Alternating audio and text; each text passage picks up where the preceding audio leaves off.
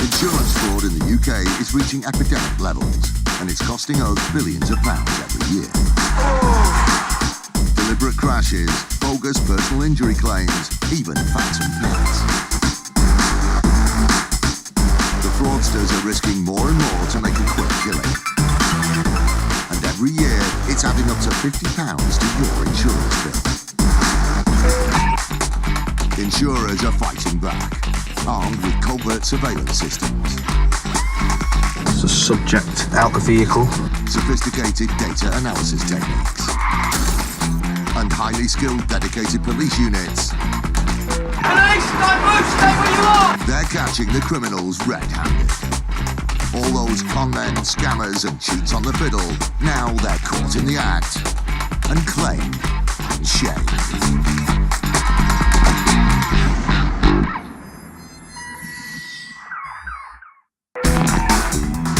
Today, the police insurance fraud team, IFED, is hunting down suspects. There is a problem because he was running out the back door, so don't say there's no problem. Surveillance footage is used to quash a hugely exaggerated compensation claim.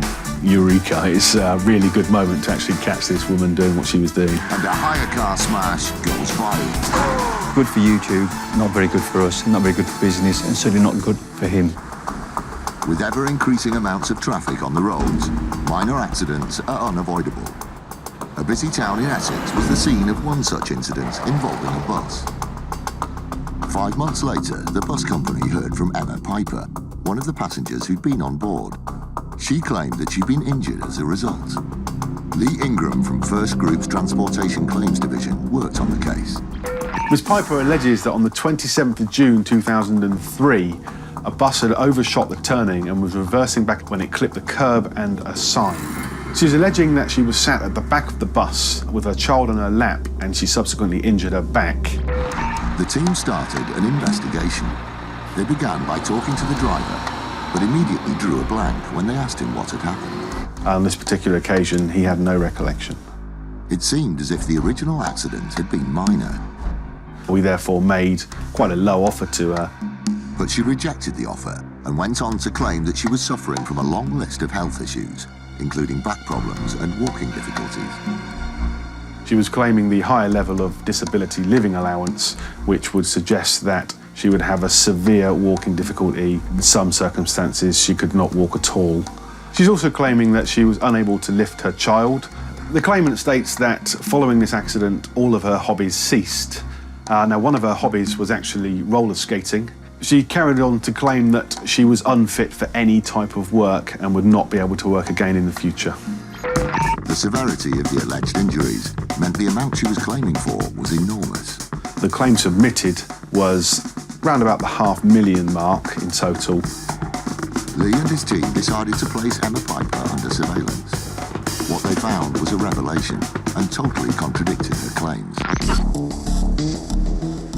The most obvious thing that jumps out is her removing things from the rear of the car, which at one stage included her holding a handbag, which seems to be quite a hefty handbag, at arm's length, and also managing to haul out of the back of the car a car battery.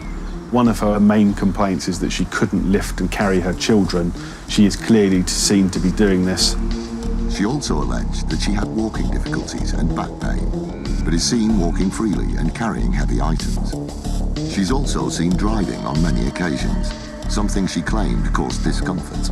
When we saw this, the actual extent of the things that she was doing just made us think, Eureka, it's a really good moment to actually catch this woman doing what she was doing. And her claim to have been forced to give up the hobby she loved also appeared to be in dispute. We made some checks with the club of which she was a member for roller skating and spoke to the manager of the roller rink, who kindly provided us with records of her subsequent attendance, and there were also incidents where she had reported injuries to them after she had been skating. During a speed skating session, she had managed to skate into the end wall and winded herself. Despite the overwhelming evidence, Piper insisted on pursuing her huge claim, and both sides ended up in court, more than once. We actually had 26 court hearings, 3 appeals and 3 trials. It was impossible to argue with the surveillance evidence. and the final result was unsurprising. The judge found Ms. Piper to be wholly unreliable. The judge found that there may have been an incident, but if there was, it had only caused a very short period of injury to the claimant. Subsequently, he made an award of just under £1,050. That is something like 0.2% of the original claim that was submitted. But the story didn't end there for Piper. In the event that a reasonable offer is made and then rejected, when the judge finally makes his decision, he is going to award costs in your favour, and that is exactly what's happened in this case. She subsequently has to foot the bill for the legal costs. The cost will run into tens of thousands of pounds, and we do intend to fully pursue Ms. Piper for that money. Emma Piper's greed ultimately led to her downfall, and instead of walking away with compensation, she's now left with a huge bill. This is a great result for First Group in that we managed to successfully defend what could potentially have been a very large claim. One of the UK's biggest insurance fraud rings is busted. That would have represented a financial loss to the industry of about £6.5 million. And a driver is left with a hefty bill after taking a hire car for a spin on a racetrack. He wouldn't have taken his own car for this race day, so why on earth is he taking our car? Combating the ever-increasing threat of insurance fraud is an elite police squad known as IFED, the Insurance Fraud Enforcement Department. IFED is a 35-strong unit that works tirelessly to hunt down and prosecute insurance fraudsters wherever they may be throughout England and Wales. They've made over 300 arrests and have saved millions of pounds in fraudulent insurance claims, money which ultimately goes back in our pockets. From now on, fraudsters need to watch their backs. Since the formation of IFED in January 2012, the goalposts have moved, and now if you commit insurance fraud, there's every chance you may get a knock on your front door. Police, don't move, stay where you are! Head of IFED, DCI David Wood, and DC Tom Hill are working on a case of insurance fraud involving online motor insurance policies. The investigation has reached the stage where they're ready to make arrests and collect hard evidence of suspected criminal activity. We're going to execute a search warrant for a insurance fraud. The suspects are believed to be what's known as ghost brokers, a term for when fraudsters falsify details, such as ages and addresses, to get the cheapest possible insurance deal, and then sell it on to third parties at a substantial profit. Innocent policyholders scammed by the ghost brokers often have no idea their insurance isn't worth the paper it's written on. The next step in the investigation is to gather evidence to strengthen their case, so the IFED team is about to pay the suspects an early morning visit. So we've got a search warrant to search, and we'll seize computer equipment and mobile phones that we believe were used to take out the policies. What we don't know is what's going to be behind the door. We can do a certain amount of checks, research and intelligence. However, you never actually know until you go through the door, so you've got to be on your toes. The IFED team needs to find the three main suspects and also potential evidence in the form of computer equipment that links them to the suspected scam.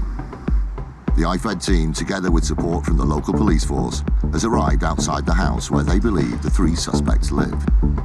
So what we're doing now is we're all getting in position. We've got officers covering the back should anyone try and get away or any evidence get discarded from the back of the property. And then once we're ready, we'll start knocking on the door. Yeah, let's do it, lads.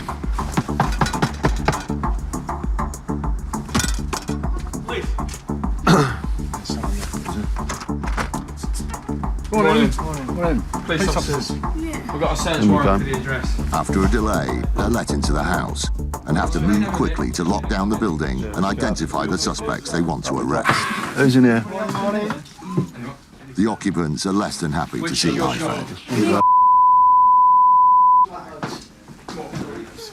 The IFED team takes the man and woman into the front room to arrest them, but so far there's no sign of the third suspect. Okay, let me explain. We've got a search warrant for the address. It relates to insurance fraud. Sorry? Do you speak English? Yes, Yeah. you need to. So what will happen is you'll come to the police station and we'll interview you about the offence. Okay, no problem. Yeah? There's a problem when the suspects start speaking to each other in another language. Just stop a minute. Do you mind just speaking in English? Just speak in English, okay? Otherwise, we'll just take one of you to the car and we'll. That's all right. What were you? Just speak in English. No, for coming to my daughter for looking at my children. Tom needs to ensure that they're not exchanging information that could affect his case. The delay in gaining access to the property has made the team suspicious, and they immediately check out the backyard. We're a little bit concerned that it took them some time to open the door. We have got power of entry, but we don't like to smash people's doors down unless we really have to. We're looking for electronic devices that this fraud has been perpetrated on. So we're talking computers, laptops, smartphones perhaps. And we don't know whether he had a sufficient time to come out into the yard and secrete maybe a telephone perhaps. What do you think? The search continues inside, and it's not long before they find the computer equipment they're looking for, but in an unexpected place. Not a common place to keep laptops in your bathroom, is it? So, mate, listen, make a decision where you're going to be, because you're up and down and all over the place. Just don't want you jumping up and running off. Just calm down. You can't be going up and down the stairs. No, what do you need? Mum's can do. She's all right. She knows just what sit she's down doing. there. It's clear by now that the third suspect isn't in the house, so they concentrate on going through the paperwork. And it's not long before DCI David Wood turns up something significant. Yeah, what we've got here is a bank statement for the lady who's just been arrested. And this is very good for us because it's showing the actual card payments going from her bank account to the insurance company. For example, on one day, there are 5 separate payments to the one insurance company, each going out for sums between 40, 50, 60 pounds. That is highly unusual, but there's money coming into the account which we would suspect to be from people that are buying the bogus policies from these suspects. And a further examination of the bank account shows money's going back to their homeland. There's a transfer there of £12,000. It's quite a busy bank account she's got there. Excuse me, we noticed by the baby there's a phone, a mobile phone, just underneath the blanket. That's it. We need that. Excuse me. Carmen, if you just give that to me. Okay. Yes. Thank you. Whose is that? Is this your phone? No, my daughter. Your daughter's phone? Yes. We're happy though, Tom, with the seeing the bank statements. Yeah, and there's... Well, there's so many computers. Over 10. Over 10 so far. Obviously, there's a lot of phones that can be used to access the internet as well, so we've seized a few phones. Okay. Downstairs, a key piece of suspected evidence has been recovered from its hiding place. As the IFED team goes through what they found, the 2 suspects are taken to a local police station for further questioning. The material they've collected looks promising, but they're still missing a vital part of the puzzle, and perhaps the key to the whole case, the third suspect. There is a problem because he was running out the back door, so don't say there's no problem. The Audi RS4 is a top-of-the-range sports car. It's typical of the sort of prestige vehicle that is stopped by Accident Exchange. They provide temporary replacement vehicles for policyholders. Neil Thomas is Director of Investigative Services. If somebody's involved in a non-fault accident, they are entitled in law to a replacement like-for-like car. And that's where Accident Exchange comes in, supplying the vehicles in question.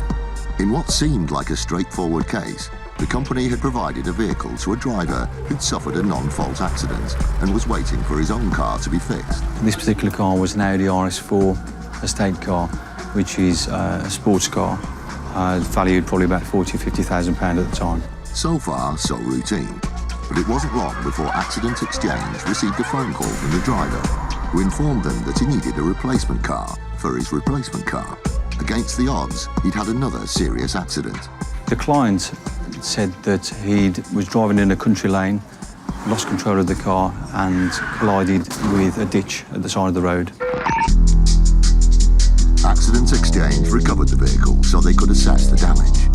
Yeah, it was scrap value really, which on a car like that is a very expensive commodity to repair. So the damage was sufficient that it was written off by the insurance company.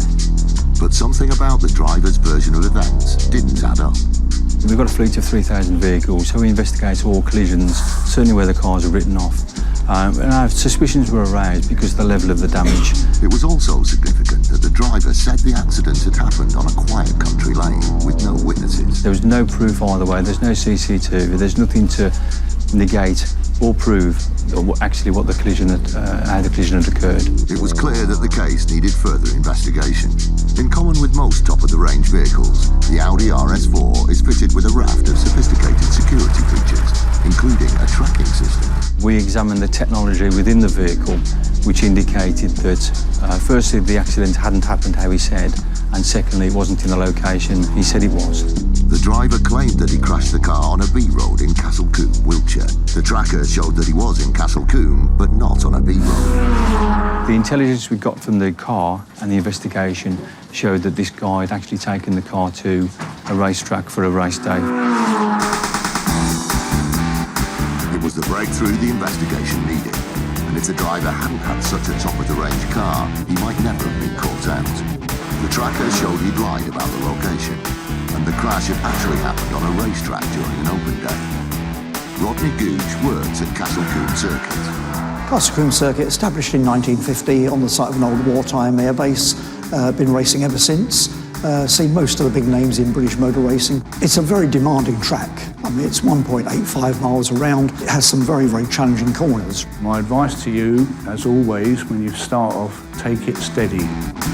But more evidence was to come, in the form of a video clip of the race day that appeared online. The clip shows the shocking moment when the driver of the silver Audi estate loses control.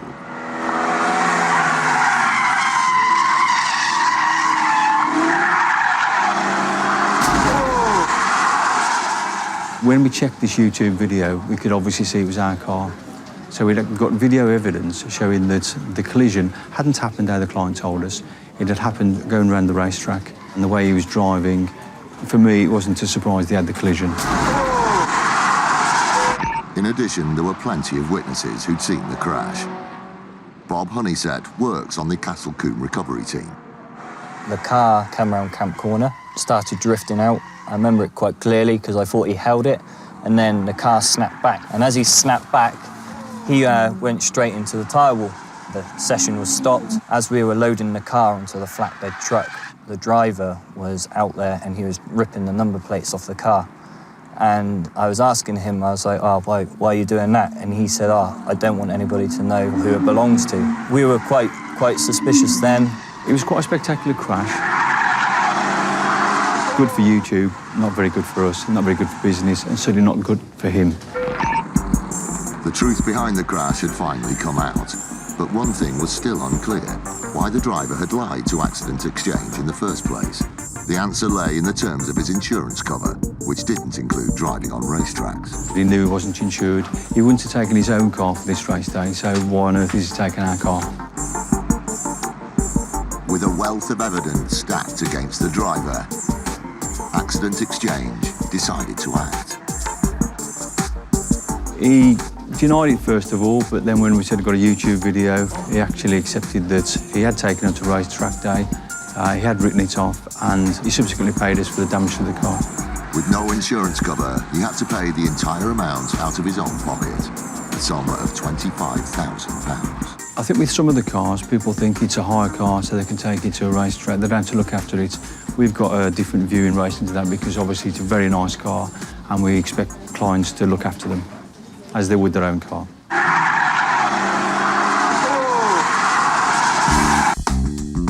The Insurance Fraud Bureau, the IFB, is a body set up by the insurance industry to combat insurance fraud. In 2007, they began an investigation which ended up revealing one of the biggest motor insurance frauds ever in the UK, involving a whopping £6.5 million. But it all began with a small-scale investigation into similar claims linked to the same accident management company, Real Accident Helpline. Ben Fletcher is head of the IFB. It was run by two people. The director was Nashbandi and the company secretary was Hillerman. Accident management companies operate by processing insurance claims on behalf of drivers. The majority are genuine, but an increasing number are used by criminals as a front for fraudulent activities. The IFB examined the evidence that had been forwarded to them. With Real Accident Helpline, there were a number of similarities with the claims which started to cause concern. There were some collisions that had been alleged to have happened where they didn't. The policies were taken out using identities, which when we started to do investigation work, the people behind those policies didn't exist. A lot of the people that were on the books of Real Accident Helpline were ghosts. By now, it was clear that Real Accident Helpline was linked to fraudulent activity. The IFB contacted the Metropolitan Police. DC Tony Recchia led the case. My initial thoughts were that this would be quite a quick investigation. However, it wasn't long before we realised that there was a lot more to this. What set alarm bells ringing was the sheer number of claims being put through and how similar they were. Most of their collisions were rear-end shunts because they realised that these are very rarely going to be contested by the insurance companies. The investigation moved on to the two men behind Real Accident Helpline. We quickly found out that they were using overseas travel.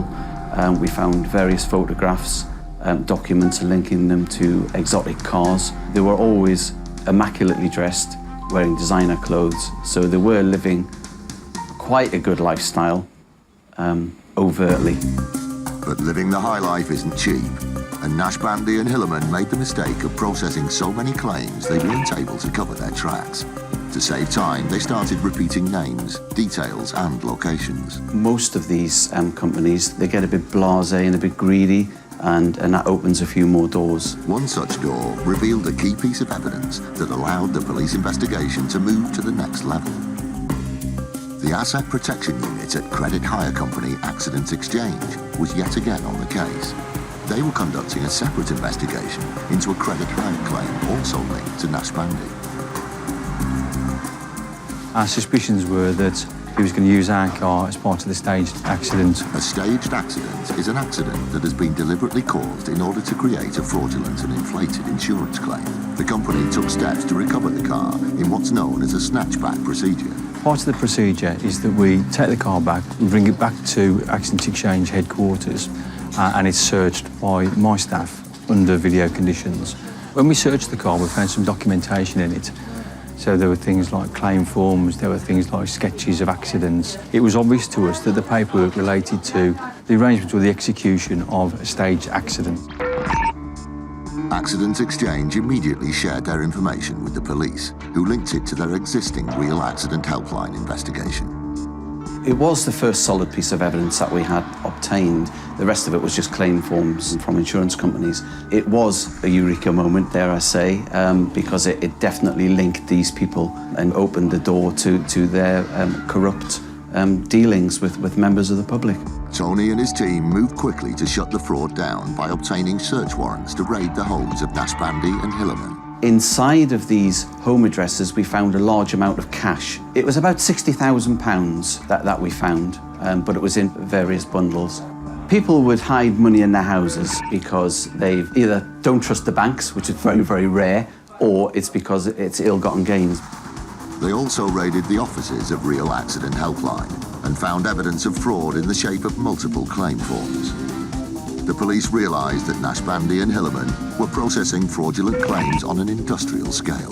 Real Accident Helpline dealt with in the region of 250 accidents and up to 1,000 people. That affected about 20 insurers, and had those claims been paid, that would have represented a financial loss to the industry of about £6.5 million. It was one of the biggest motor insurance frauds ever uncovered in the UK. Ultimately, it was the greed and the arrogance of Nash Bandy and Hillerman that was their downfall. Despite the overwhelming evidence against them, the two men initially pleaded not guilty when the case reached court. But Hillerman subsequently admitted his guilt. Massey Nash Bandy, on the other hand, maintained his innocence. The case went to trial at Croydon Crown Court. At the end of a 5-week trial, and due to the sheer weight of evidence against him, a jury found him guilty of conspiracy to defraud. Massey Nash Bandy was given 7 years, 3 months, which I believe is still the longest sentence for a crash for cash kind of fraud. And Saboon Hillerman was given 4 years, 10 months. It seems somewhat ironic that they actually chose to call their business Real Accident Helpline, given the vast majority of the 250 claims were actually for people that didn't exist and accidents that never happened. IFED, the City of London Police's Insurance Fraud Enforcement Department, has raided an address in connection with a suspected motor insurance fraud case. They tracked down 2 suspects to a house and found potential evidence hidden in a bathroom and a baby's cot. but they're still on the hunt for the third suspect. It's vital that he's apprehended as quickly as possible in case he tries to get rid of evidence or cover his tracks. We're satisfied with what we've seized at this address, and we've got the two main suspects. However, there is a third suspect who lives in the same street, and we do need to speak to him. So now we're going to go down and give him a knock and see what he's got to say.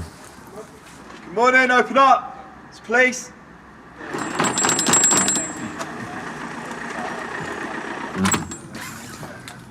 Hello, good morning. Sorry to disturb you, sir.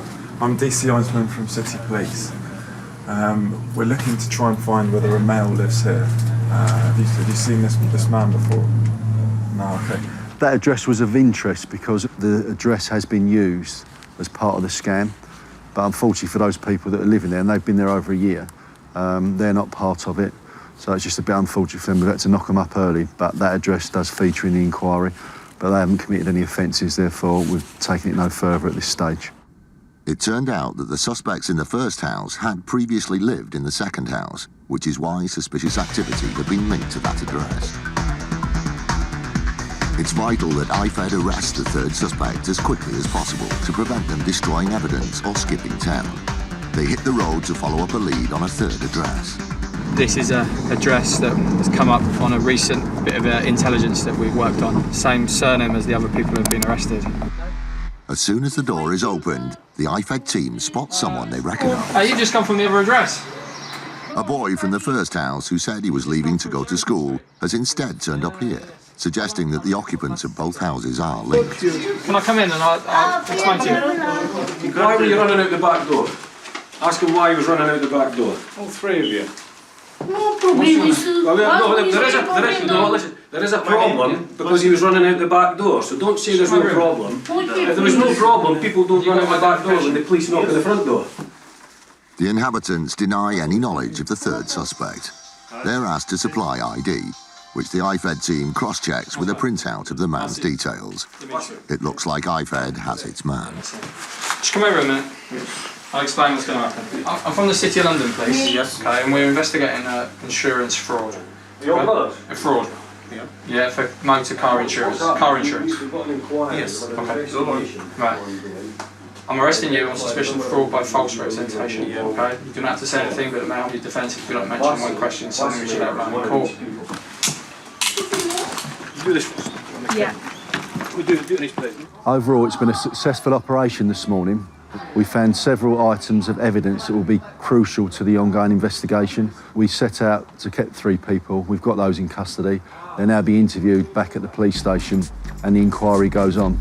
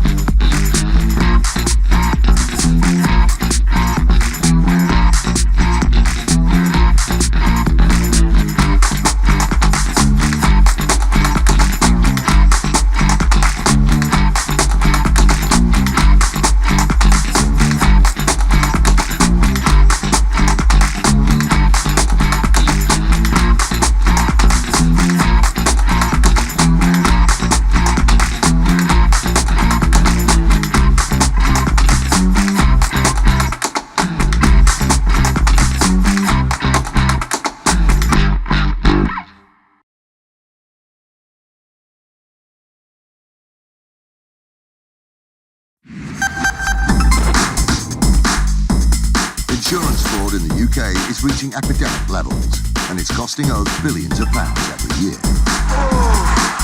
Deliberate crashes, bogus personal injury claims, even phantom pets. The fraudsters are risking more and more to make a quick killing. And every year, it's adding up to £50 to your insurance bill.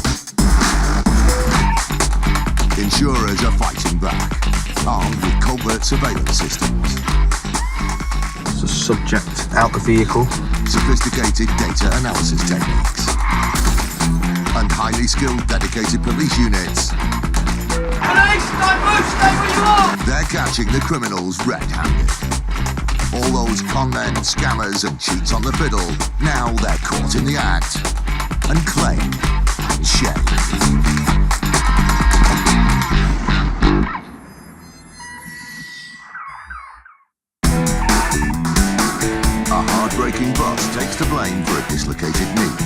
eventual outcome was decided by the CCTV footage. A vigilante road user gets tough on fraud. I think in Mr. Parker, they definitely picked on the wrong individual. And a specialist fraud-busting team is on the hunt for a crash-for-cash suspect. It's the police, so can you open the door?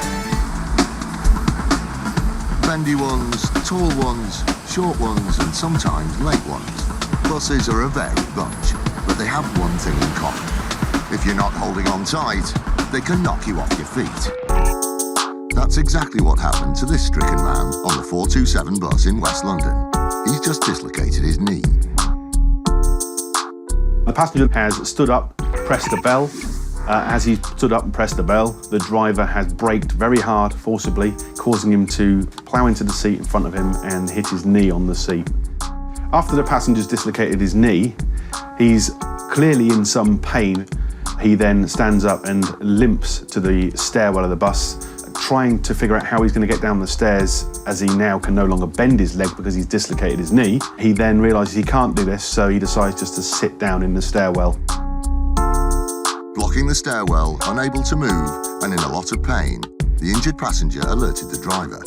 The bus driver stopped to let some passengers get off, and after he'd closed the doors, he heard a voice, a male voice, saying, "Please, can you stop the bus?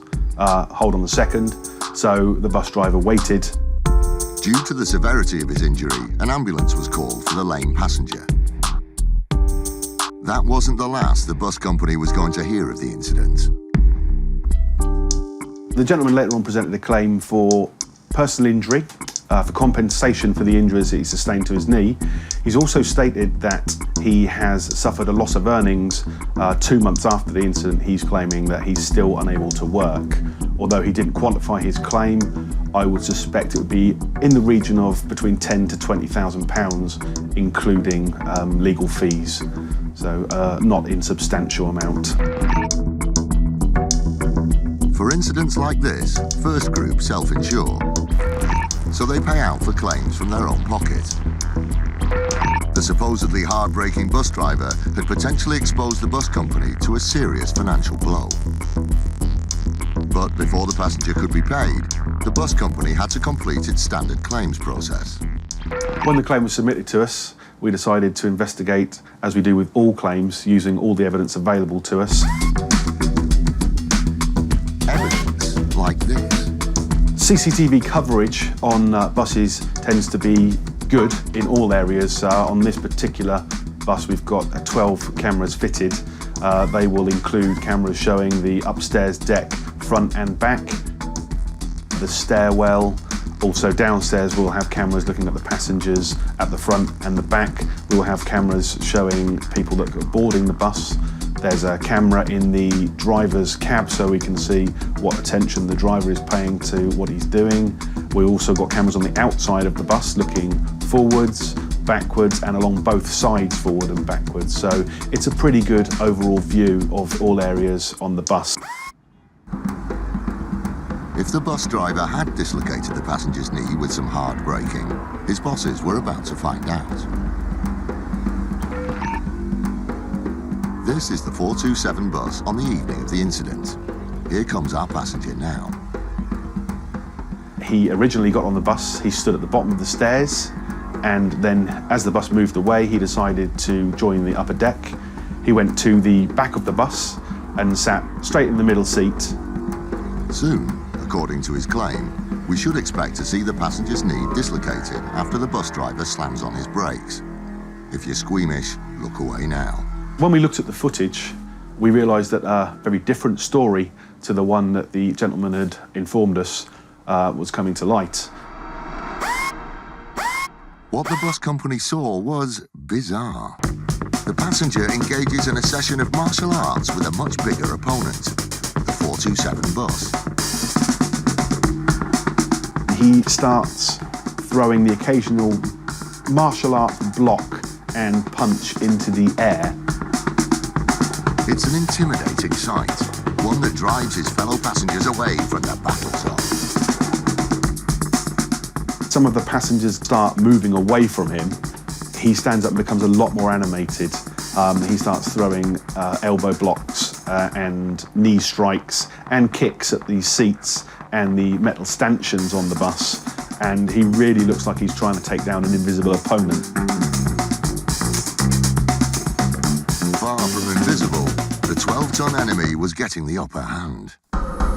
He hugs onto the post and he becomes imbalanced and spins from the post. And it's at this point that he gets his right leg caught between his left leg and the seat, and you can see the twist of his knee, which is where the dislocation then occurs. The passenger's version of events was a complete lie. His knee hadn't been dislocated due to the bus driver braking sharply. He dislocated his own knee, scrapping with a metal pole. You can then see he's in some visible discomfort as he sits there, rolls up his trouser leg and starts to hold his knee. Meanwhile, unaware of events unfolding upstairs, the driver brings the bus to a gentle halt for the next stop. To be honest, the CCTV footage is probably all we needed to discredit this person's version of events. He's told us what happened in his words. We've looked at the footage. It clearly is very different to what he stated. It couldn't be any clearer. The passenger's phony claim had been exposed. The eventual outcome was decided by the CCTV footage. We sent that on to the claimant's solicitors and suggested they view the footage and then decide whether they still wanted to progress with their claim. We have not heard back from them since. Claims like this are ultimately paid for by the consumer, from the money they've handed over for their tickets. The bus company doesn't take it lightly. In the event that this claim was pursued further and they decided that our repudiation was not accepted, we would have run this case to trial, definitely, through the civil courts, and we probably would have sent our information on to the police and asked them if they would consider prosecuting the claimant in this occasion. An eagle-eyed road user disputes the facts. Why are you saying 3 injured parties? I said, there's only 2 people in the other car. And IFED sees potentially case-closing evidence. We seized a number of handwritten documents which are basically an outline of the accident. Look at this mess. Mr. Parker, on the left, has just ploughed his vehicle into the back of the red car. He came out of the car, I got out of the car, looked at the back of his car to see the damage, looked at the front of my car to see the damage. It was a classic rear-end shunt that left the smaller red car with some damage. I did ask him if he was okay. He said, oh yeah. I said, I'm sorry. What else can you do when you hit somebody in the back of a car? Mr. Parker was happy to take full responsibility for the damage, so handed his details over to the driver of the red car. The claims that we received totalled about £30,000. That was made up of claims for the solicitor's costs and a very large credit hire claim.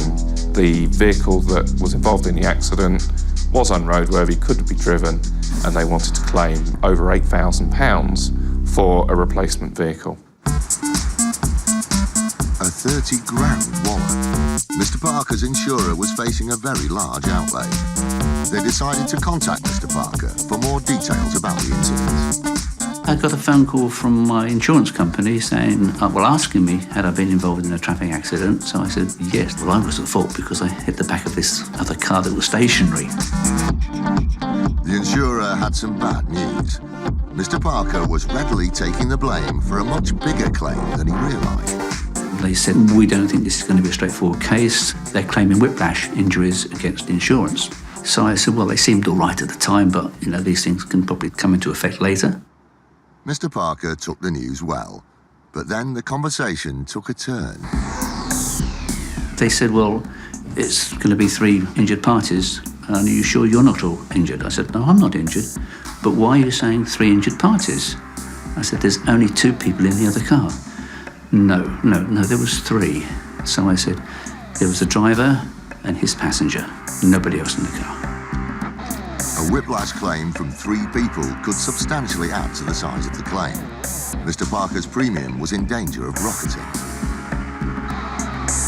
It could have been Mr. Parker's word against that of the red car driver. But Mr. Parker had an ace up his sleeve. Well, I'm sorry, they put a claim in for 3 people. And I said, Well, I'm sorry, there's not.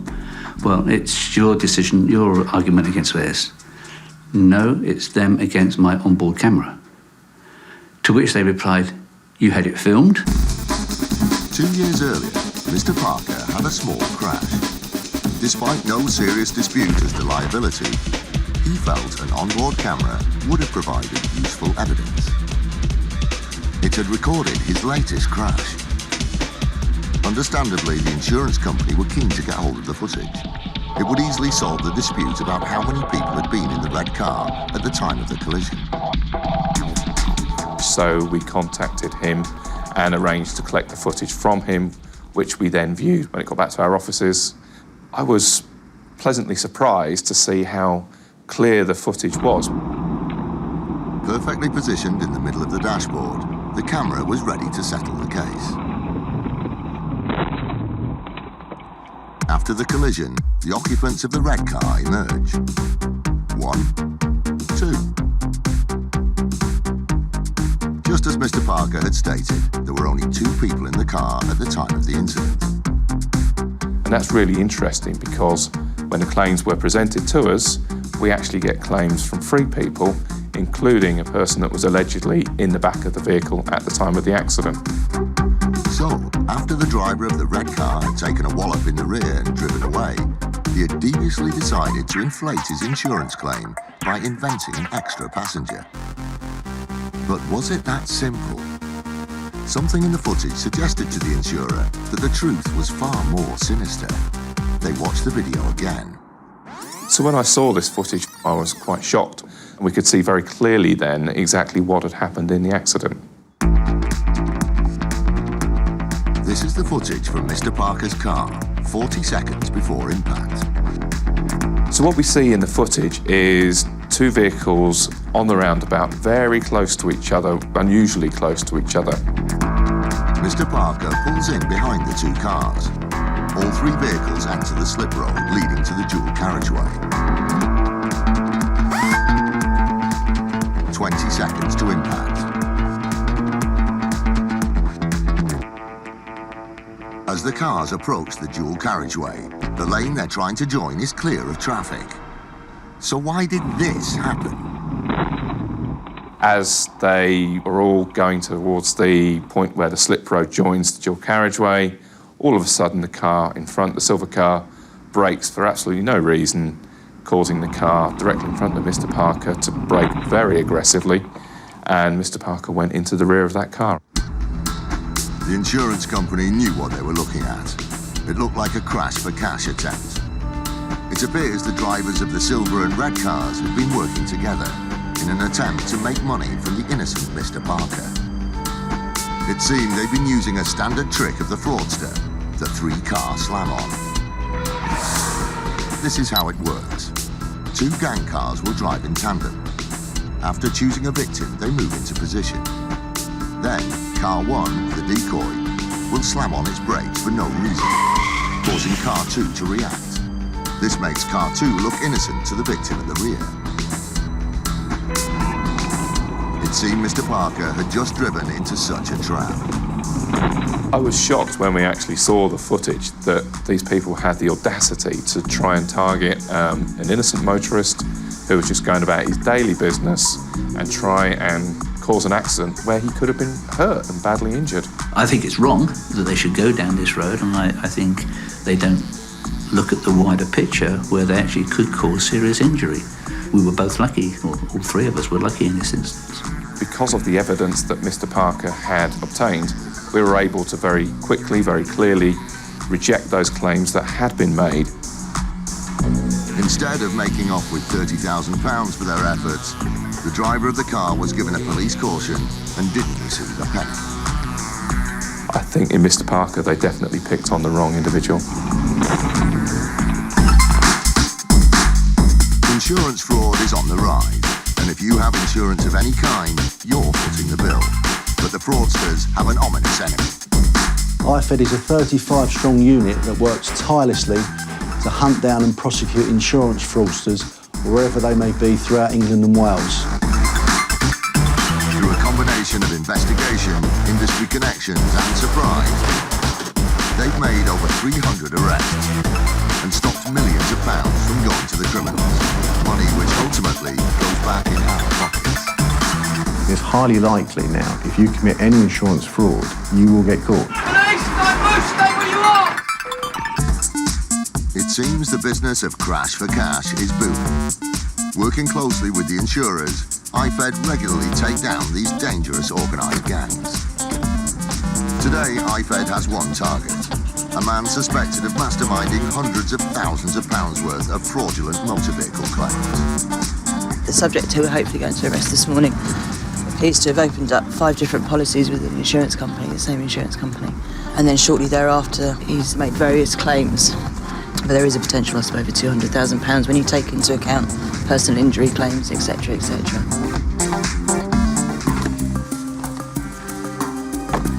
DC Sibley and the IFED team arrive at the home address of the suspect.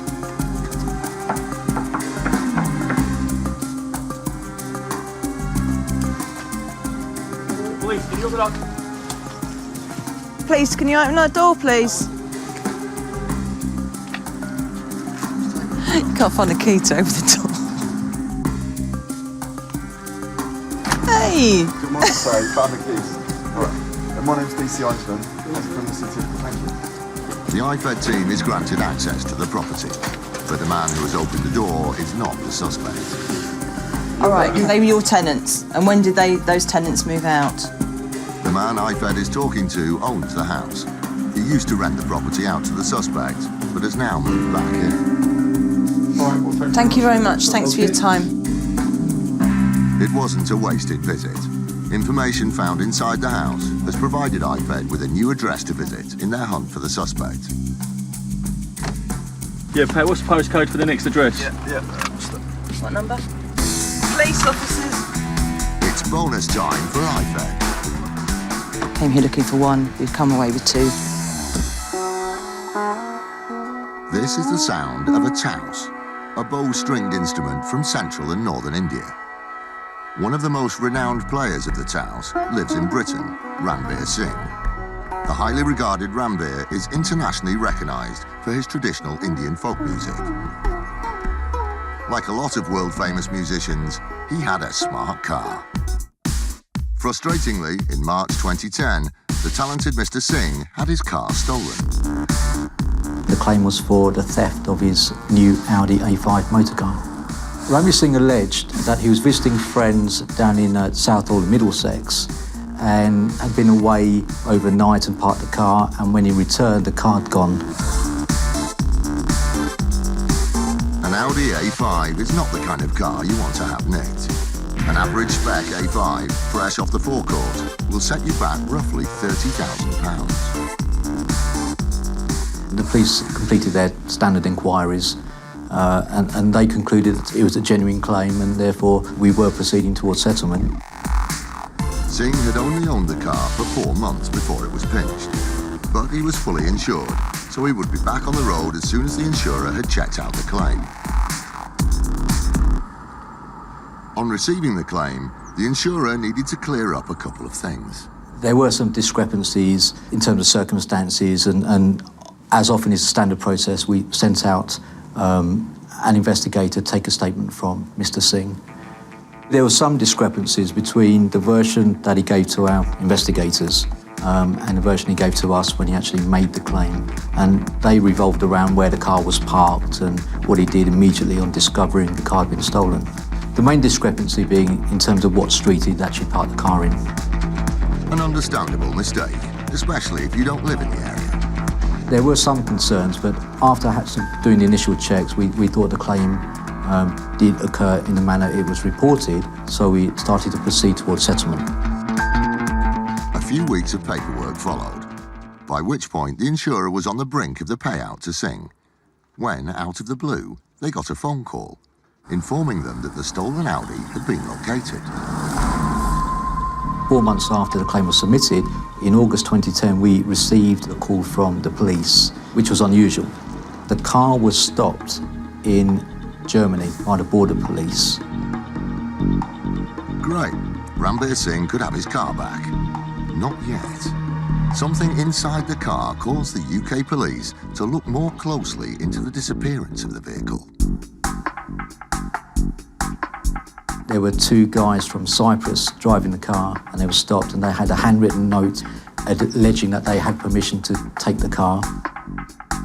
Having learned of the note, the UK police gave the insurer a warning. They basically told us to not pursue repayment, that Mr. Ranbir Singh was under investigation. That's because the handwritten note in the car was from Ranbir Singh. They took about 3 months to investigate circumstances, and in October 2010, Mr. Ranbir Singh was arrested. Upon his arrest, Singh revealed all.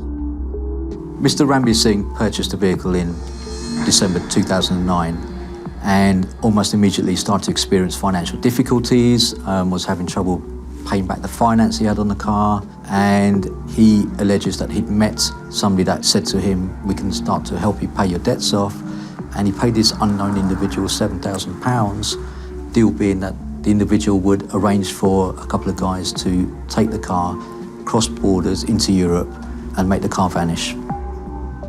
Ranbir Singh, the musician, was now Ranbir Singh, the insurance fraudster. The fallen musician was facing a tough day in court. In December 2011, Ranbir Singh was convicted of fraud and sentenced to 10 months imprisonment. The unusual twist in this story is that Ranbir Singh was actually a very prominent figure in his local community. He's a very highly acclaimed Indian musician. And for somebody of that standing to attempt insurance fraud is unusual, but really does demonstrate that actually it's a lot more prevalent than perhaps people think.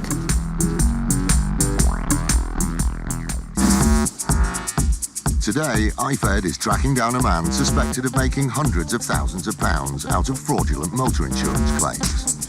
But there is a potential loss of over £200,000 when you take into account personal injury claims, etc., etc. IFED found that the suspect no longer lives at the first location visited, so is following a lead to a new address. They have no idea who or what they will find in the house.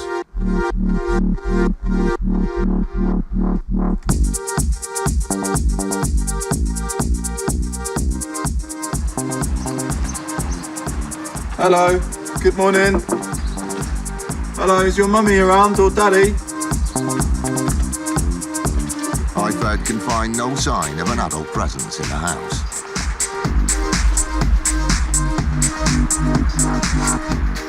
Hello? Hello, is your mummy and daddy around? Don't be scared, it's the police. Can you open up, please?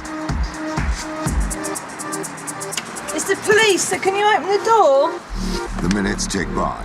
The team is still waiting to be given access to the property. Yeah, it's the police. I can see one. Yeah, she's gone upstairs. It's 3 kids, it's a little girl, that's why. The longer they wait, the more likely it is that the suspect could destroy potential evidence. Instead of the toilet being flushed. This baby, this toddler, and there's a little girl. Well, hiya, police officers.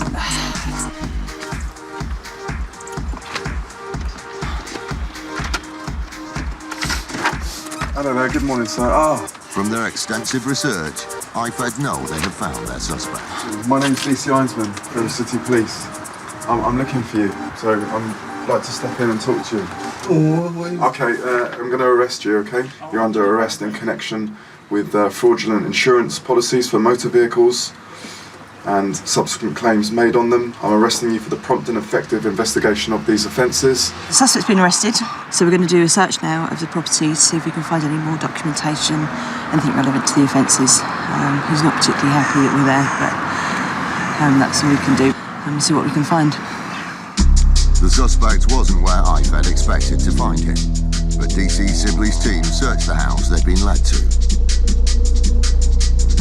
Filming access is restricted to the unplanned raid location.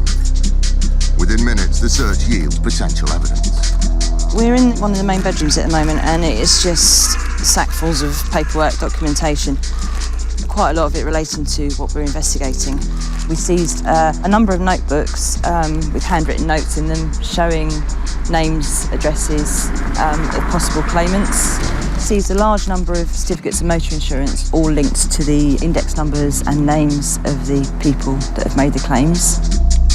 The search of the main bedroom has become red hot. DC Sibley has some potentially incriminating exhibits in her hands. We seized a number of handwritten documents which are basically an outline of the accident. This would be a map of the collision of the roads and where the collision took place, showing obviously the roundabout, the vehicles involved, and street names, and actually how the accident happened. And this is quite common, we find this quite a lot.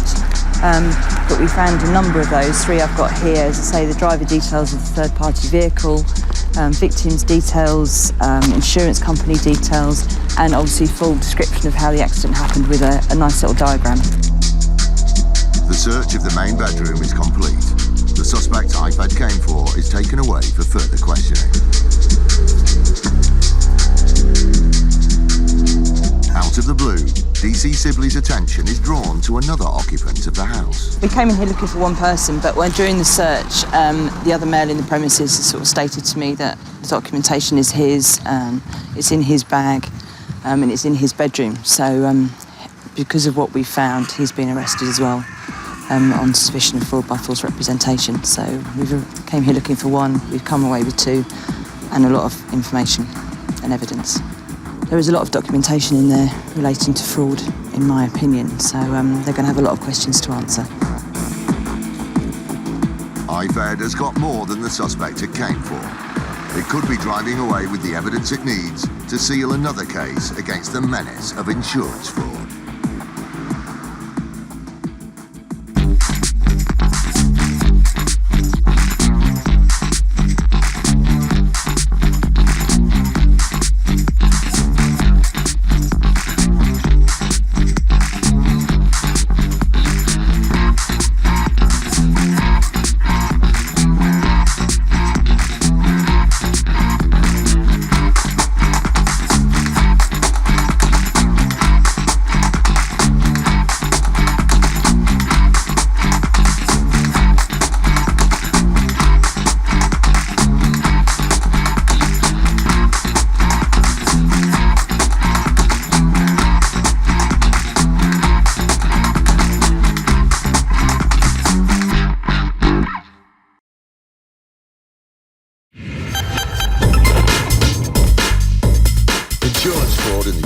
Is reaching epidemic levels, and it's costing us billions of pounds every year. Deliberate crashes, bogus personal injury claims, even phantom pets. The fraudsters are risking more and more to make a quick killing. And every year, it's adding up to £50 to your insurance bill. Insurers are fighting back, armed with covert surveillance systems. The subject out the vehicle.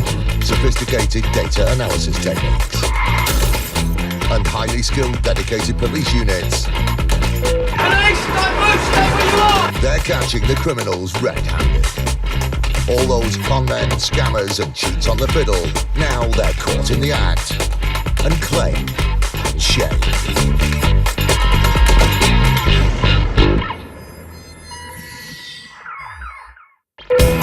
Today, CCTV catches out a fraudster trying to claim a huge payout for an accident that never happened. It just makes you think, well, this is a clear fabrication.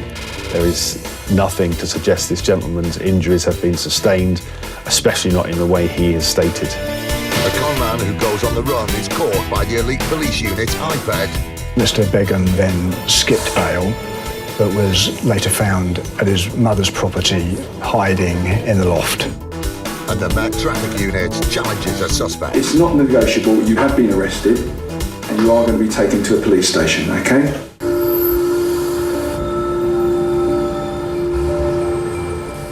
We Brits love a bus ride. We take around 5 billion bus journeys every year. But occasionally, a ride down the high street can turn into a tragedy. Lee Ingram of the Transportation Claims Division of First Group worked on the case of a minor collision which had been filmed by the outward-looking onboard camera. The bus approaches a stationary Land Rover, and as it's passing, it manages to catch the driver's side wing mirror with the side of the bus and continue on, bending the wing mirror back. It doesn't actually cause any damage to the wing mirror. The glass comes out of the housing, but neither the glass or the housing are damaged, and it's just a case of snapping the glass back in. There is no damage to the bus at all. You will see that the driver of the Land Rover, as the bus is passing, notices what's happening, and he can be seen clearly to be banging on the side of the bus. Then someone gets out of the Land Rover and goes to the front of the bus as he stops a bit further up and just lets him know what's happened. Not long afterwards, the company was presented with a claim for an injury caused by the accident. But rather than coming from the driver of the car, the claim was from an unexpected source. This passenger on the top floor of the bus. His version of events was very different, as his phone call to the insurers shows. Okay, what happened was, the bus driver was driving fine. There was a car parked on double yellow, which caused the bus driver to, and from what I see, he just opened the door, and he caused the bus driver to brake, very sharp, causing me to hit my head and falling down. After 45 minutes, I was having a lot of back and neck pain. Called a cab to hospital where I was advised by the doctor that it would be muscle injury. The pain has got a lot worse, so I can't do anything apart from going to a toilet. Having difficulty getting dressed, can't lift my son up, hard to walk up the stairs, can't play sport, and can't do much. Have made an appointment with my doctor for stronger painkillers. I'm really upset and feel hopeless and depressed as I'm in a lot of pain and can't do nothing at all. In his opinion, he has sustained what he considers to be life-changing injuries. This meant that the company could be liable for a potentially huge payout. He was looking to build a substantial claim for future care, care of personal hygiene, maybe a future element of childcare and child support. A minor prank causing life-changing injuries to one passenger just didn't ring true. A full-scale investigation was launched by Lee's team, and the CCTV from inside the bus was reviewed. It proved to be the killer piece of evidence. The claimant can be seen sitting on the top floor of the bus on the left-hand side. When I first saw this footage of the passenger in question, I did review the footage on several occasions because I thought I must have missed the incident he's referring to. But he hadn't. The reaction of the passengers looking out of the windows shows the exact moment of impact. At the same time, the other camera shows exactly what happened to the claimant. Nothing. The gentleman who is making this claim does not at any stage fall to the floor. He stands up after having travelled to his destination, goes to the top of the stairwell, goes down the stairs, speaks to the driver as he gets off the bus, and then leaves the bus. There is no suggestion or any indication of a fall, as he is alleging. The pictures confirmed what they'd suspected all along, that he'd never been injured, and his claim was a work of fiction. It just makes you think, well, this is a clear fabrication. There is nothing to suggest this gentleman's injuries have been sustained, especially not in the way he has stated. The video evidence revealed that his story was a complete lie, but as it turned out, the passenger would have found it difficult to pursue his claim. As the damage to the Range Rover was negligible and the damage to the bus was non-existent, neither the Range Rover insurers or First Group were claiming off of each other. So you had a case where no one was admitting liability. The gentleman in question wasn't sure who he could make a claim off of, and I expect when he thought about whether his injuries were genuine or not, he decided there was really no one to pursue this claim against, and he wasn't prepared to risk it. It was clear that there was no case to answer, and the claimant was never heard from again. The Met Traffic Unit are executing a raid on an accident management company where not everything is as it seems. You don't work here, do you? No, but I do look after the police. Okay, well that's not what you said earlier, so do you want to wait inside? And an attempted motor insurance fraud is stopped in its tracks. When it's so clear, as on these particular occasions, it makes our job very, very easy. The Met Traffic Unit is headed up by DI Dave Hindmarsh. With a growing number of organised gangs using London's roads as their hunting ground, DI Hindmarsh and his team are committed to slashing car crime. We search for people who are wanted for serious offences. My team have made 300 arrests in the last 2.5 years, which is around about 50 operations. Every one of those operations will have resulted in a prosecution. Their aim is to make our roads as safe as possible. You have the most serious types of cash for crash, which is the induced collision. And this is primarily where gang members, because it is organised criminal gangs involved in this, who will go out onto the roads with 2 cars. They'll drive in tandem looking for their victim. They'll position themselves in front, and then the decoy car, which will be the lead car, will brake hard. That gives the middle car, the one that they want to be damaged, a reason to brake, catch their victim out, and they all run into the back. And that is a typical cash for crash scenario. The insurance industry have estimated that it costs them somewhere in the range of £392 million per year, but I think it's probably bigger than that. It is an extremely dangerous way of earning some money because you are putting innocent members of the public at risk. Intelligence has led DI Dave Hindmarsh and his team to the home of a suspect thought to be connected to a case of crash for cash. We're just on our way to execute a search warrant of an address on a person that we believe has been involved in at least 2 induced collisions. The intelligence we have is this person's had 2 crashes, all with similar circumstances, within the last year, and there's some evidence that suspect us to believe that he's been putting through false claims. So we're just arriving now. The team are out at the break of dawn, so they can maintain the element of surprise. As they approach the house, they cover all exits. Kitchen lights on, Roger. Is the police? Yes, please. Good morning, I'm DC Roger Crawley from the Metropolitan Police Specialist Crimes Operation. I'd like to speak to you about 2 induced collisions that occurred last year. Accidents in which I believe you were involved and which I believed were deliberately staged. I'd like to come in and speak to you. I've got a search warrant here to search your premises. The team is let into the house and they explain what's going to happen. Okay. What we're going to be searching for is documentation in relation to that collision, passports, any other documentation, mobile phones that may assist me with my investigation.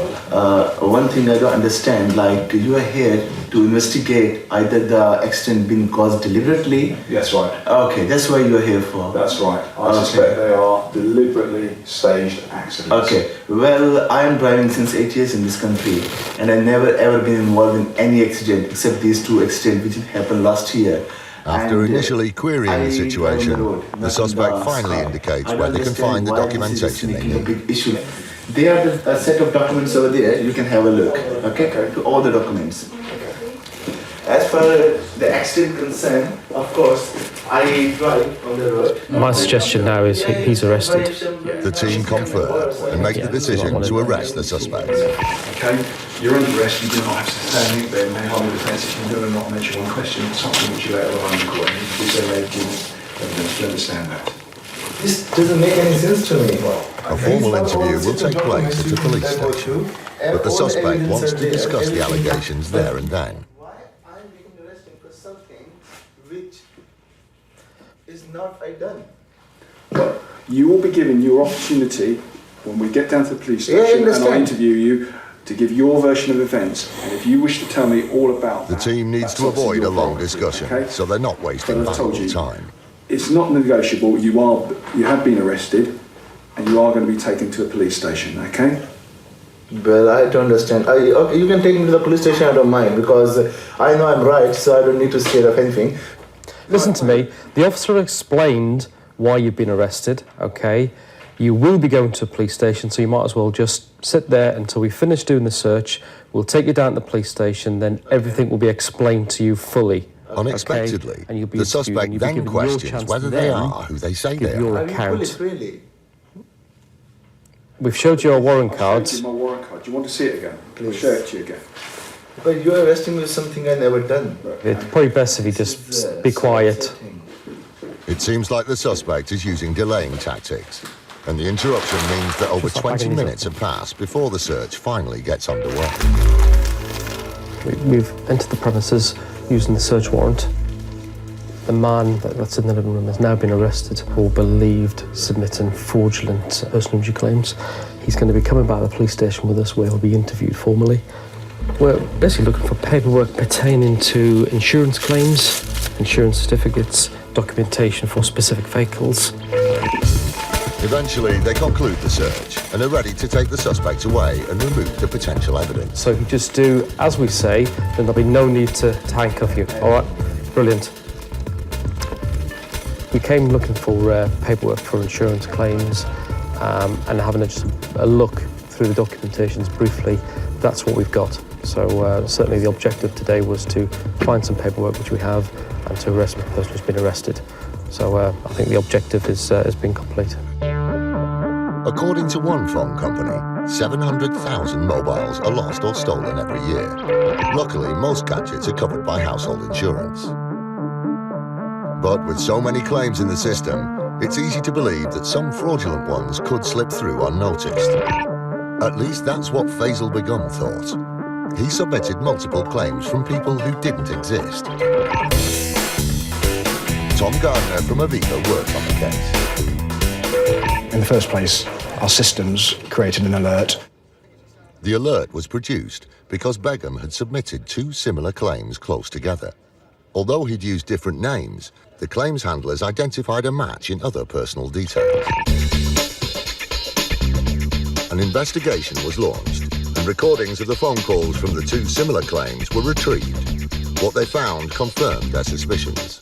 When they listened to calls, it was quite clear that there were a number of claims being reported by the same person. How can I help? It's William Daniels here. I'm calling regarding the settlement of my claim. Have you got your claim number there, sir? Yes, it's 11 Mike Hotel Oscar 015344. And if you could just confirm for me your full name. Yes, it's Mr. Fabiano Feria. If I could take your policy number. It's Mike Hotel Oscar 0511 40518. The claims handlers passed on their findings to Aviva's claims fraud intelligence team. The voice of Mr. Begum was very distinctive, so you could tell it was the same person in each call. In the phone calls from the increasingly familiar voice, the caller also noted a keen interest in the exact terms and conditions of the policies. The other question I have, in the policy, theft from unattended road vehicles, does that mean if somebody breaks into a car and steals something, that the limit would be 1,500? That's right, yeah. Because I've reported a claim yesterday. Right. The items that were stolen are over that limit.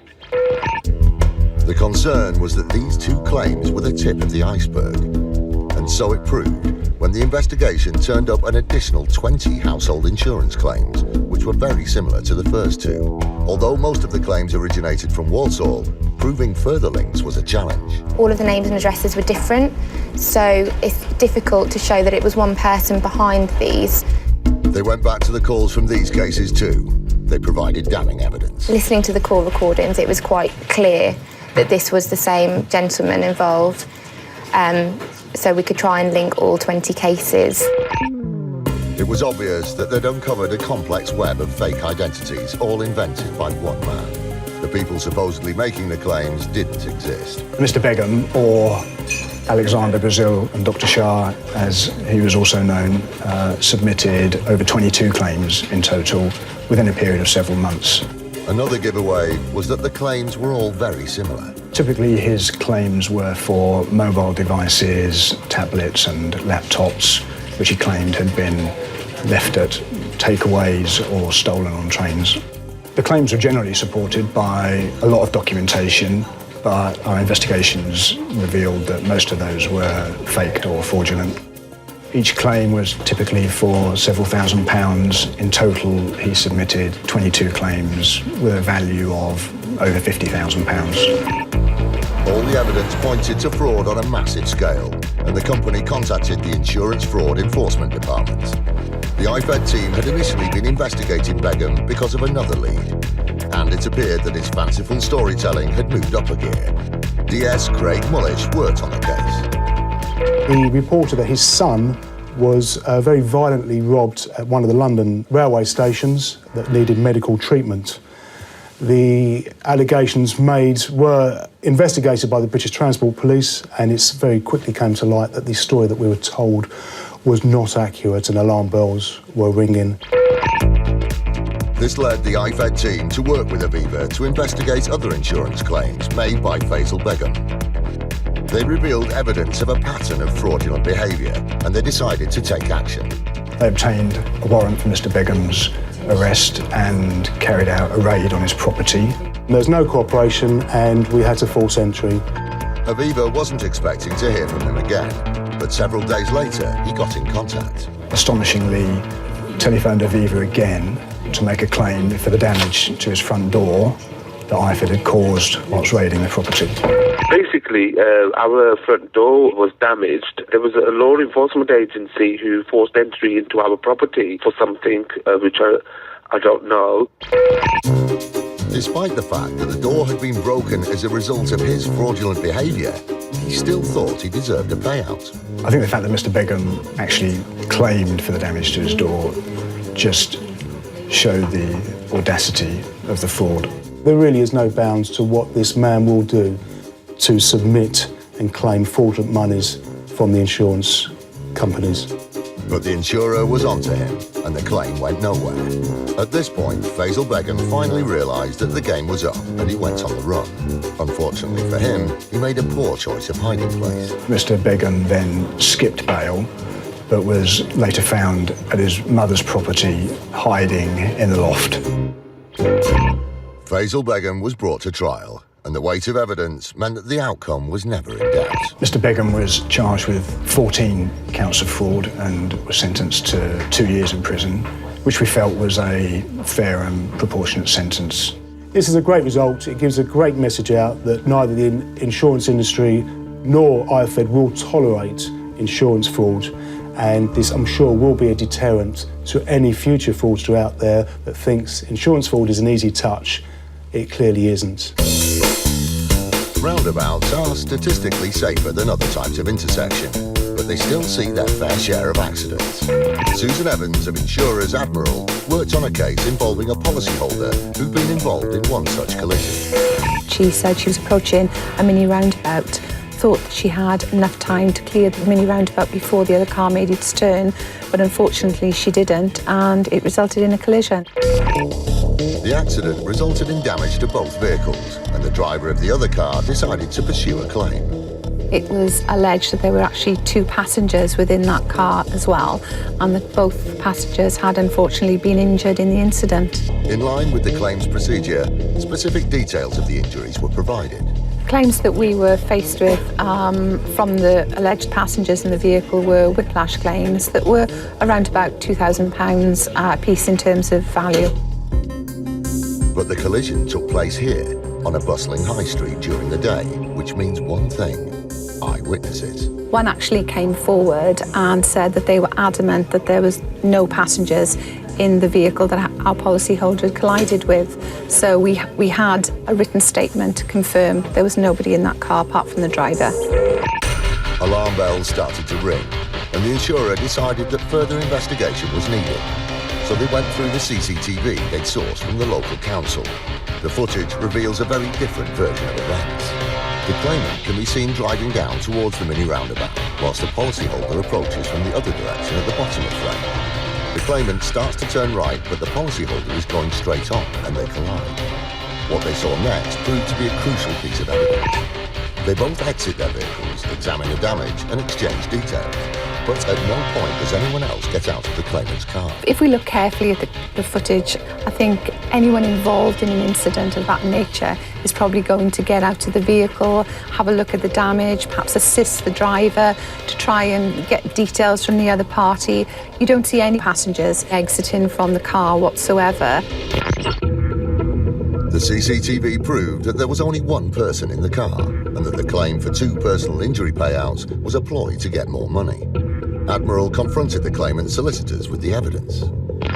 They were clearly quite shocked at the start, but being faced with the irrefutable evidence that the CCTV footage presented, the claims were dropped immediately. If the claimant thought they could walk away with money they didn't deserve, they were wrong. There are penalties that they will have to pay. They will be recorded on a database, and within the background you also have the fact that the police might pick it up as a prosecution.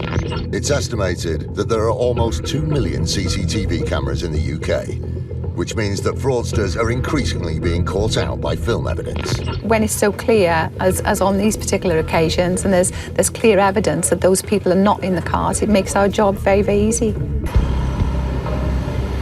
The Met Traffic Unit are on the road again, this time to execute a raid on a company they believe helps organise crash-for-cash collisions to create fake insurance claims. This morning we're going down to an accident management company. We've got evidence which suggests that the company had been involved in 2 induced collisions, and part of today is to take all of their paperwork and to sift through it at a later stage to identify other induced collisions. So at this stage we're not really sure. It could just be as simple as these 2 collisions. However, I suspect that we'll find evidence relating to more. The team arrives at the scene and approach the company's rented office. They're working against the clock. But first, there's the small matter of gaining access. There's no one here, which is typical of accident management companies when we arrive. So the 2 options we have is we'll try and get hold of the owner, get them to come round and open up. If not, we'll open up ourselves. We shan't be leaving without what we came for. They attempt to make contact with the owner of the company, but draw a blank. Finally, they get through to the landlord of the property. Hello, sir. My name's Andy Collins. I'm a detective constable who works for the Metropolitan Police. The owner of the company is proving hard to track down, but the landlord should be able to let D.I. Hindmarsh and his team into the office. Could you get yourself down here as soon as possible? Just then, a third party approaches the officers. Come with me and speak to my colleague, please. I'm just wondering how you've suddenly turned up, that's all. I'm wondering how you've just suddenly appeared. No, because like yesterday I was at the office. Yeah. He claims not to be an employee, but has come to pick up some paperwork. Okay, she's the secretary, yeah? The Met Traffic Unit is no closer to gaining entry, but then the landlord of the property arrives in person. I've got a door key, but I don't have a shutter key. Oh dear. He's nothing to do with the company under investigation and cooperates with the team to try and gain access to the Have we got a office. hooligan? There we are, the man with the bar.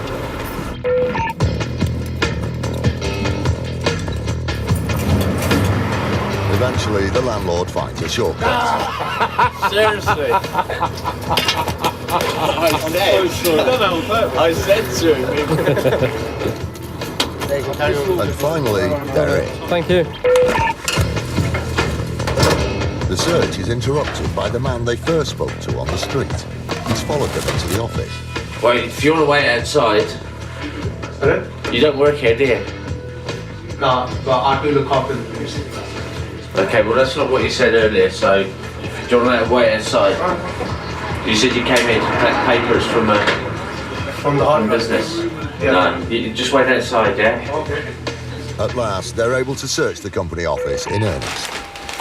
Although the team is investigating a small number of specific incidents, they suspect that the company is connected to more, and they hope to find evidence of this. Well, we're just going through all the desks in here looking for fraudulent motor insurance claims.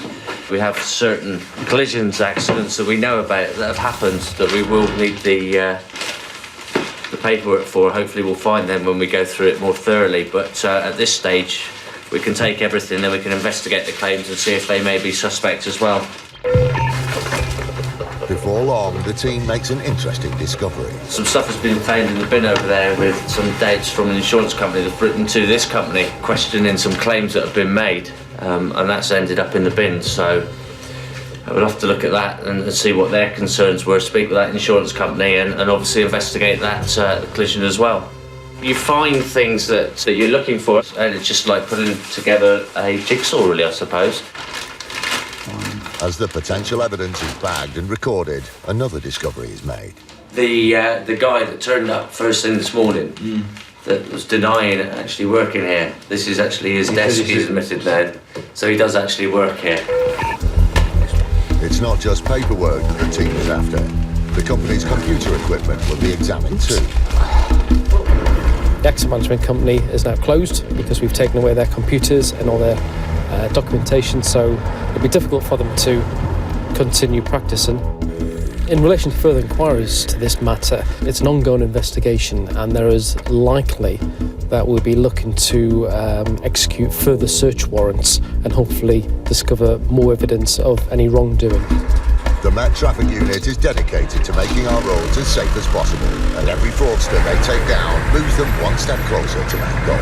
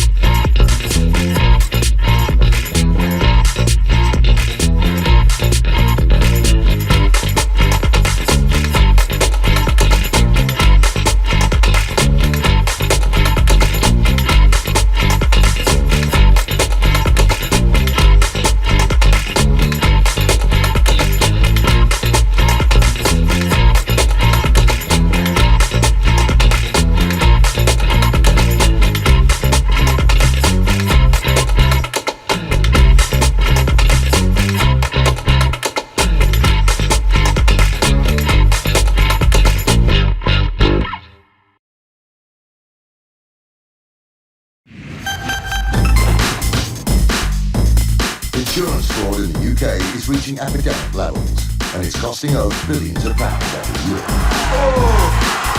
Deliberate crashes, bogus personal injury claims, even phantom pets. The fraudsters are risking more and more to make a quick killing. And every year, it's adding up to £50 to your insurance bill. Insurers are fighting back, armed with covert surveillance systems. The subject out the vehicle. Sophisticated data analysis techniques. And highly skilled dedicated police units. Stay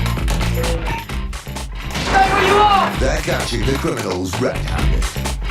All those con men, scammers and cheats on the fiddle, now they're caught in the act.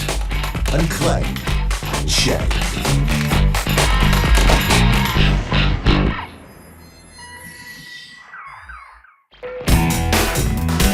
Today, a country pub goes up in smoke and things get heated for a pair of fire-starting fraudsters. It showed Dean and Melinda looking for the bag that we had recovered, and a most unusual response to that, almost hysterical. The Specialist Police Unit IFED shuts down a gang of motor insurance fraudsters. I don't think they expected to get caught so quickly, but ultimately most fraudsters will get caught. And the conman's elaborate stag do cover story starts to unravel. Despite travelling to Edinburgh for a stag weekend, there's no luggage whatsoever in the minibus.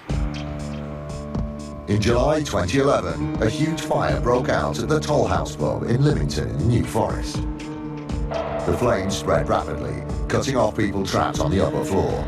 The emergency services were called to what had quickly become a life or death situation. Justin Norris is from Hampshire Police. The fire was in the early hours of the morning, and we attended the scene within 5 minutes of the call from Hampshire Fire and Rescue Service. With the fire threatening to rage out of control, the first priority was to get everyone out safely. Duncan White is a crew manager with Hampshire Fire and Rescue Service who attended the scene. It was a very severe fire. You could see why the people were trapped in the upstairs rooms. The fire in the stairwell was the reason why the people were trapped at the first floor, because it compromised their means of escape.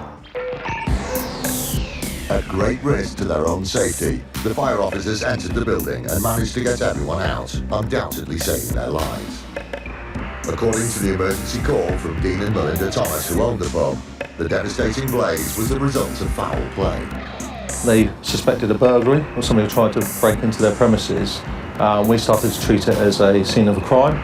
The fire was so intense, it was a miracle that no one had been seriously hurt. The whole pub was completely 100% smoke damaged. With the blaze finally out, the police began their investigation by talking to the owners about the events of that night, in particular the suspected burglary. Dean had been awoken, had come downstairs, having heard a noise of smashing glass, looked around the premises, didn't find anything to start with, went back upstairs. Within half an hour, the fire alarms had gone off. He then alerted the rest of the people in the house, and he discovered a fire downstairs. Dean Thomas believed that the burglar was after the pub's takings. He reported that some money had been stolen from downstairs and that they tried to cover their tracks by causing this fire. However, there was a fundamental problem with his version of events. It's highly unusual for a burglar to break into a premise and to set fire to it without any other motive or reason to do so. Dean's story simply didn't ring true, and suspicions were immediately aroused. The police examined the scene of the fire for further evidence, starting with the smashed window which, according to Dean, was the burglar's entry point. You couldn't have possibly got into the premises without disturbing the glass fragments on this windowsill. They weren't disturbed at all. Their next discovery threw even more doubt on Dean's story. We found a petrol can that was recovered from in an outhouse that had been concealed behind some items, behind a case, which was unusual as well. This tied in with evidence from the fire officers who fought the blaze. In a normal domestic fire, it's a grey smoke, but this was a very black smoke.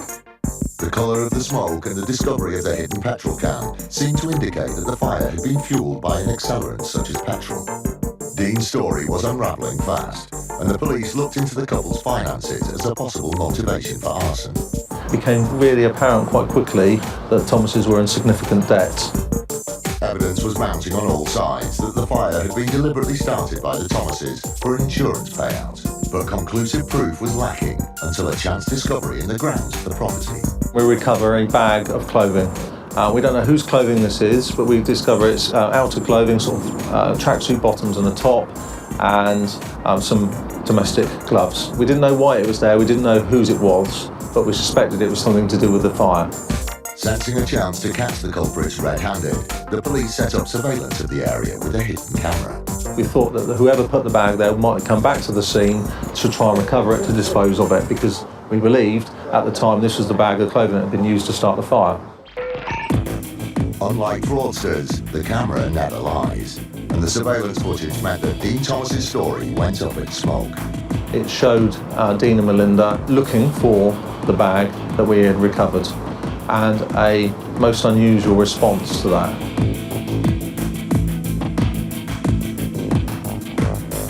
Almost hysterical. It looks like they're arguing about it, and Melinda has thrown her arms around a little bit as well. Melinda was confronted by the police, and even then the lies continued. She said in an interview to us that the reason why she reacted that way was because she believed police officers had disturbed the grave of her dog. But she convinced no one, and it was obvious that her hysterical response was because she knew they'd been found out. The fire had been started deliberately, and they hadn't done a very good job of covering their tracks. It was quite clear that the motive was financial. They had wanted to get out of the contract with the brewery, whose premise as it was, and already done that, already asked to do that prior to the fire taking place. The case eventually reached court, but despite the weight of evidence against them, unbelievably, the couple maintained their innocence.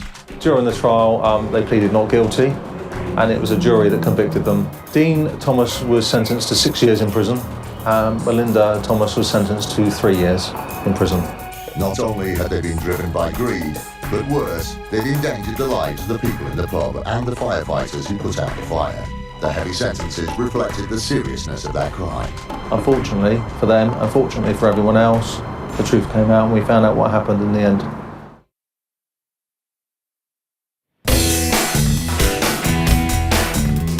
A fraud gang is scuppered after making an outrageous claim. To put a claim in on a vehicle that they were driving and or involved with that did not have damage consistent to what's been portrayed. It's rather foolish.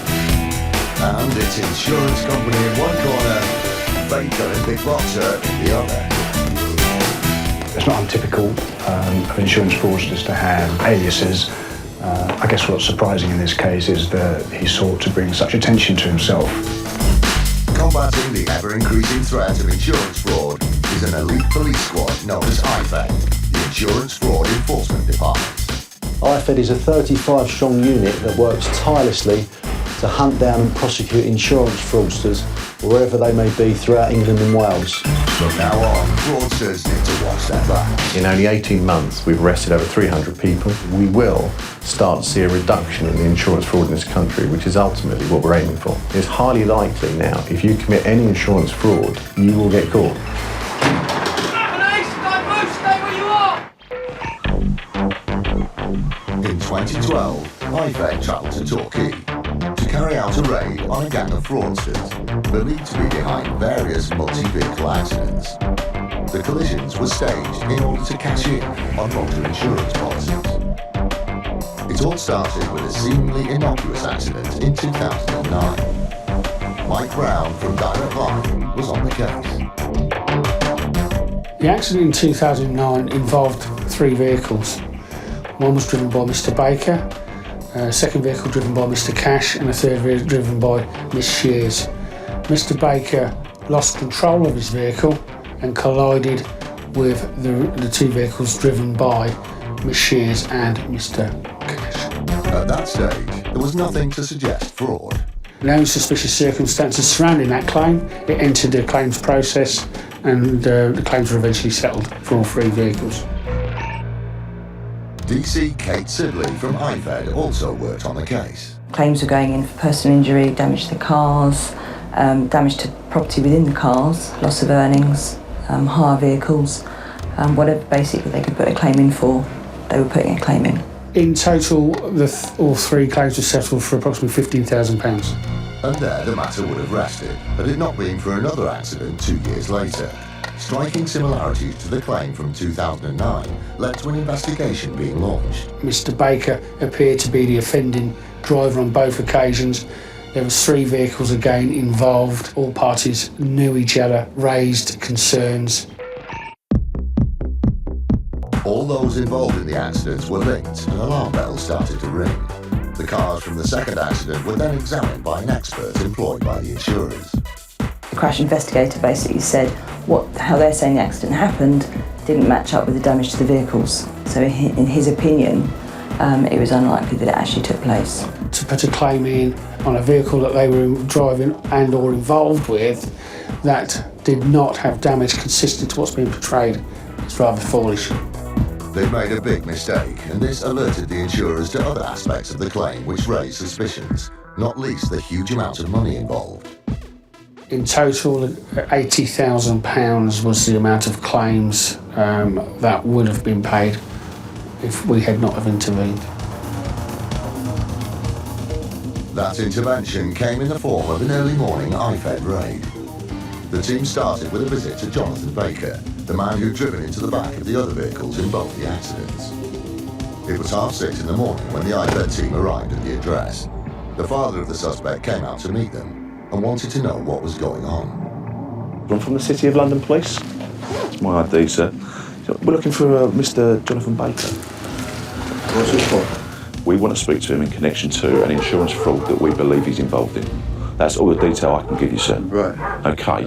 I can speak to him more about it, but I can't yourself. I take it you are, sorry, you're his father. I'm father, yeah. Okay. Yes, he is. He's in bed and he doesn't need to be disturbed at the moment. Well, we need to speak to him, sir. He revealed that his son was in, and Baker eventually came to talk to IFED. I understand you're off work at the moment. That's right, yeah. Okay, we need to speak to you today. Okay. We need to take you to Torquay and interview you in relation to a matter that's been referred to us. Right. In relation to what we suspect is insurance fraud dating back to January of last year. Right, okay. Okay. That's it, basically. Yeah, Jonathan Baker, you're under arrest, 7 o'clock, okay? You have silent man, please do not mention any question. Some dates are unimportant. If you could do some matter, give me evidence, okay? He was taken down to the local police station for further questioning. All right, mate, just take a seat in there behind the passenger seat, please. While the IFED team was travelling to their next raid location, they got some good news from the station. He's just been booked in and just been put in a cell. He just came out with it, indicated that he knew what it was all about and said that he didn't see any point in lying about any involvement. So I don't know what he's going to say on the interview. We obviously didn't question him any further. But He asked if we were picking up any of the others that were involved, was his exact words. So what exactly that means, I don't know. It was the breakthrough the case needed. Although the raid had started well, there were still 2 crucial arrests to make, and the team had to stay focused. When they arrived at the next address, they immediately knew they were at the right place, because parked outside was a vehicle that was central to the case. Oh, his car's there. That Mazda is pretty much what it's all about. There's a bright green Mazda RX-7, which had been modified at the garage. It won numerous awards for the modifications to it and was on the front of several magazines. The car belonged to Carter Oram, the man involved in the second crash. IFED believed that this had been deliberately staged to fund expensive modification work on his Mazda. Despite the presence of his car, the suspect believed to be at the second location wasn't Carter Oram. It was a man thought to have allowed his details to be used for one of the fraudulent insurance claims. The team secured the exits and prepared to enter through the main door. After they'd identified themselves, the suspect cooperated by letting them in. Firstly, okay, I need to speak to you today regarding an allegation that's been made where it's alleged that you're involved in a conspiracy to defraud insurance companies. Right? Hear me out, yeah? Okay, so in relation to that offence and that allegation, I'm arresting you on suspicion of conspiracy to defraud. I'm going to be looking to interview you later on this morning. Although he wasn't one of the ringleaders, a search of the property revealed that he was involved in more than just suspected insurance fraud. A number of things were seized there, including the cultivation of cannabis, which the local police dealt with. How many plants you got? 9. I'm further arresting you on suspicion of cultivation of cannabis. I'm fucking scared now. It's all right. No, I don't like dealing with people on the street. I smoke weed, I've got my own bombs. I just sit in here and smoke weed. The team then moved on to the final and most important location, a garage called Shell Shot, which was linked to all the suspects and all the cars. When we delved deeper into the second claim in 2011, it became apparent that Shell Shot were clearly involved in some form of fraudulent activity.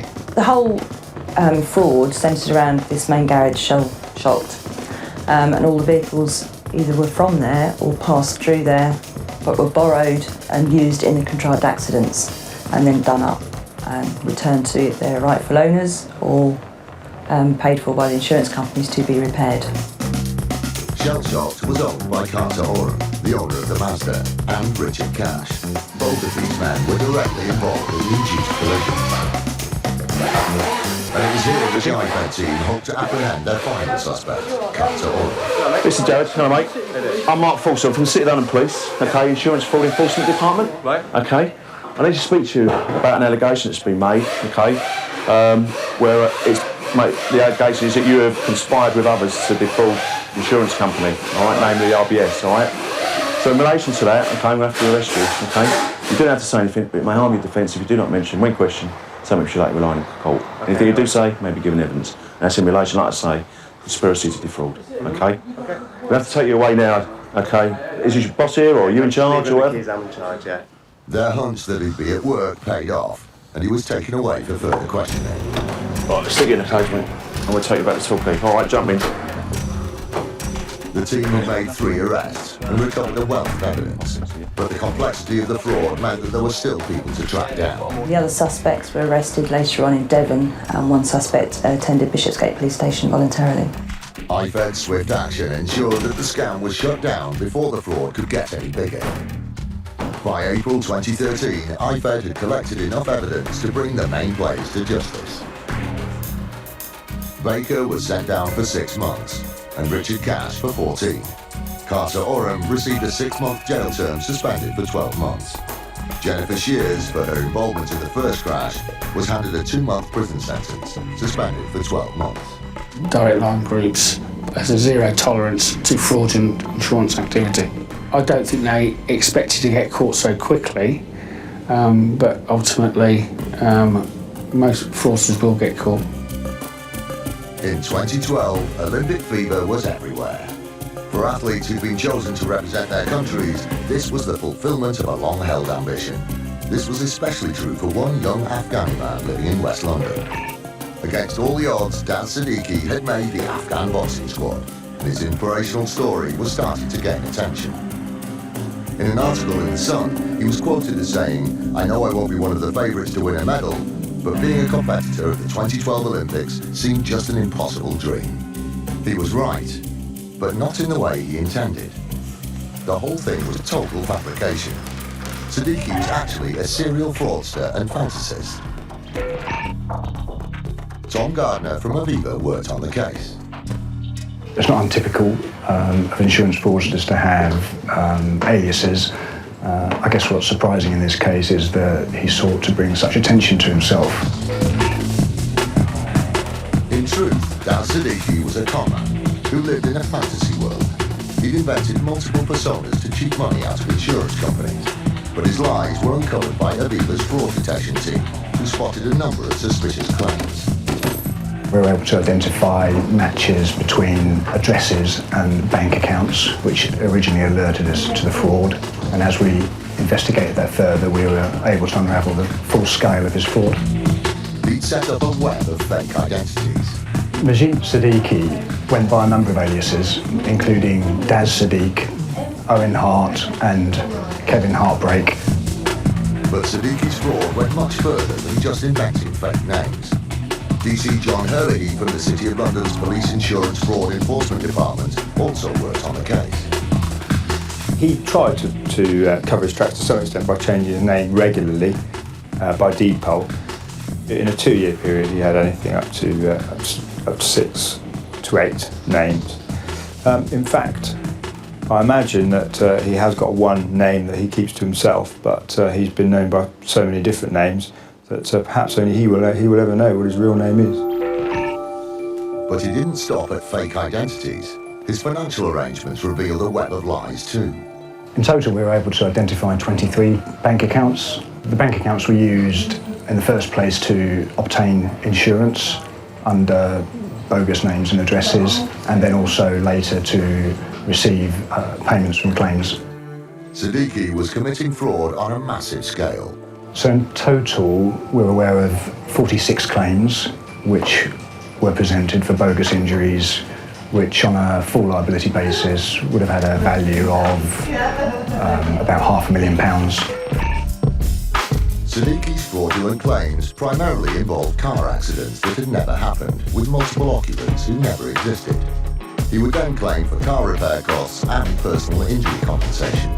Mr. Siddiqui was not terribly sophisticated. He created a company that handled all these claims, but foolishly or otherwise, claimed that company was storing the vehicles, and he would also make personal injury claims and rent vehicles. And so, to people who've worked in insurance fraud for a number of years, these things stick out. Once they'd collected all the evidence they could, the insurers handed over their findings to IFED to take the investigation to the next stage. There's some things they can't do and that police officers have to do, including tracing him through his bank accounts and through names and aliases that he'd given. Once we'd traced all these activities and put them together through mobile phone records and bank account details, it was just really a question of catching him in and making sure that he was caught red-handed, as the expression goes. By now, there was enough evidence to move in and arrest him.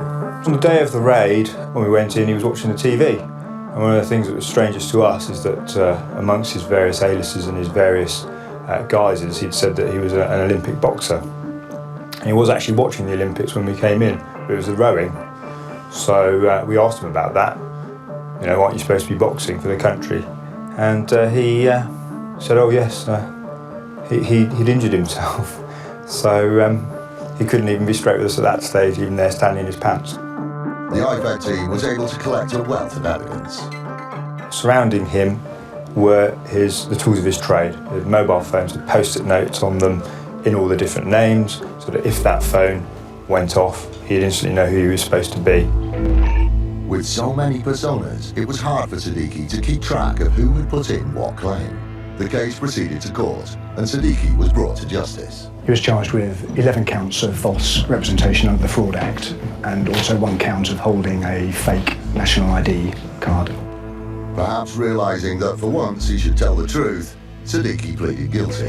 He got 18 months, which, considering he'd spent 2 years actually doing the crimes, he had at least 18 months to regret it. His elaborate fantasy existence had finally been brought to an end, and he had no one to blame but himself, whoever that was. I do wonder at the end of it, who actually knows the real Daz Siddiqui? Things you expect on a stag night. To get a bit drunk, and maybe round the evening off with a sing-song. One thing you don't expect is whiplash, but that's just what happened on Stephen Paul's stag do. The party had barely left Newcastle before festivities came to an abrupt halt, thanks to their minibus hitting a car. Aviva's Tom Gardner was yet again on the case and investigated the claim. Mr. Paul took out a new policy with us to insure his minibus and then contacted us several weeks later to report that he'd been in a collision with another vehicle. Elaine Ibbotson worked for the insurer's solicitors. It was suggested that there were a group of 14 men on their way to a stag party in Edinburgh. They were travelling in the minibus, and it was alleged that shortly after starting their journey, the minibus driver had left the main road north and had pulled off, I think, to visit a shop. Shortly after leaving the main road on the approach to a roundabout, it was alleged that the minibus collided with the rear of a car. I believe 6 ambulances attended the scene. All of the people were treated at hospital. The accident resulted in multiple injuries, primarily whiplash. It wasn't long before the insurers heard from the would-be partygoers on the minibus. In total, 15 claims were presented for whiplash injuries, which on a full liability basis at the time would be potentially worth over £100,000. Because it was such a huge sum of money, the team began to look more closely at the claim. And what they found called the whole stag party story into question. In the first place, just the number and severity of the injuries proportionate to the accident. In the second place, that the accident happened so soon after a new policy was taken out.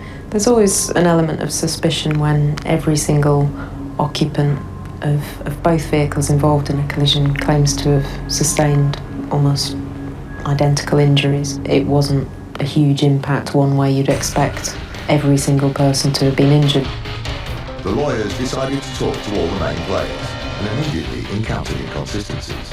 The main claimant kept changing small details in his story. His account really didn't ring true at all. And there were also concerns from the police officers who had attended the accident.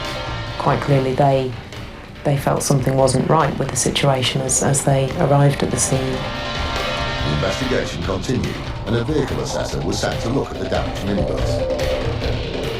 One of the things that our engineers observed when they inspected the minibus was that some of the damage appeared quite old.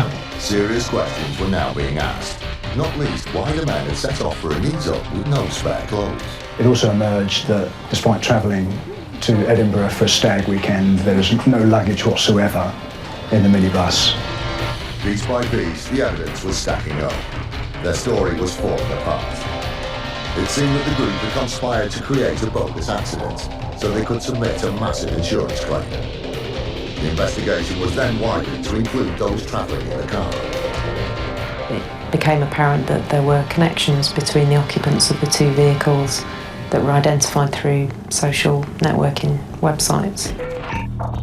The confirmation that they knew each other was telling, but the final straw was a CCTV clip of the crash site, which showed that the accident had never occurred. What we believe happened is that the two vehicles were damaged away from the scene, and then the accident was staged at some point and debris put onto the road to create the impression that an accident had occurred. The stag weekend in Edinburgh had been invented as a cover story for an audacious con trick, but it had all fallen apart like a late-night kebab. By now, there was enough evidence to take the culprits to court. 15 of the 16 people pleaded guilty and received suspended sentences. One person pleaded not guilty and he was tried by jury and later convicted. The party was well and truly over for the stag do, and the only cause for celebration was that time had been called on a massive insurance scam.